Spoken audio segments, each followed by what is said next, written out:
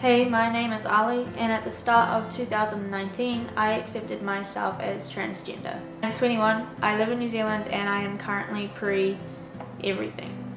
I believe it's taken me so long to accept this, as I don't know much about the trans community within New Zealand, and to be honest, I was just terrified. I came out to my mum at about 15 or 16 as bisexual when I was dating my first girlfriend.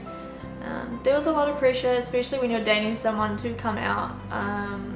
However, my mum did take it extremely well. My family is very close, so I just didn't want to lose anyone or the connection that I had with them. Basically, she just said, I already knew, and that was it. I don't want to sound horrible because bisexuality is valid and is real. However, I do believe I came out as bisexual as a halfway point. After a while, I stuck with the idea of lesbian. However, these labels didn't make sense to me, and I do blame that on lack of education of sexual orientation and gender diversity. There was times through high school when I had crushes on girls that all I'd be thinking is, if I was a boy, they would probably like me. I clearly remember writing a list of features that I wanted and ways that I would like to feel, and it all related back to being a boy. Every single one of them. For the past year now, I've just been thinking about all the times when I was younger, about like looking in the mirror and seeing myself the way I was and being like, oh wow, you aren't a boy.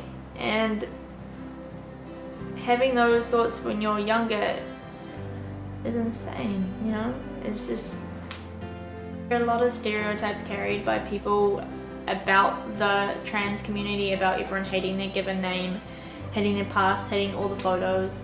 And I understand a lot of transgenders do get dysphoria and anxiety by looking at photos of your past.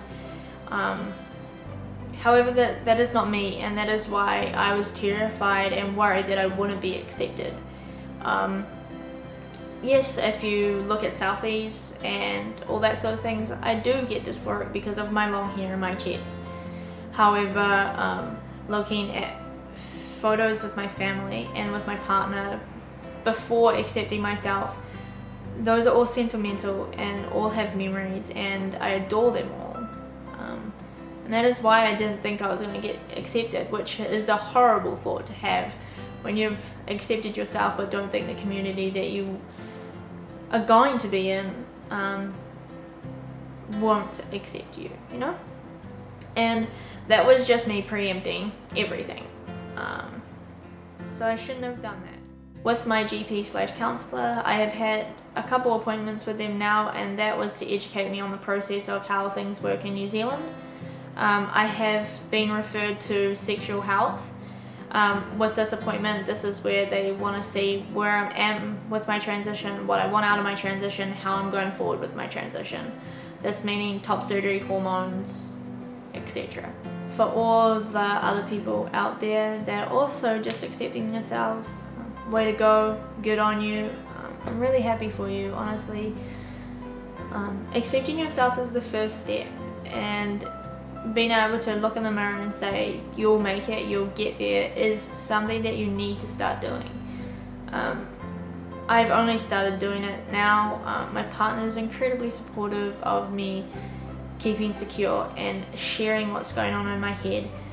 If you don't have your partner, you have your friends. If you don't have your friends, you have your family. If you don't have your family, there's people out there that will listen to you. Honestly, just reach out, please. I'm so thankful for everyone. It is only the start of my journey, and I have such a huge support system. You're in for a lot of change, Arlee, and I'm really excited to see the change. Extremely excited to see the change. You're gonna be you soon, and it's gonna be good for you.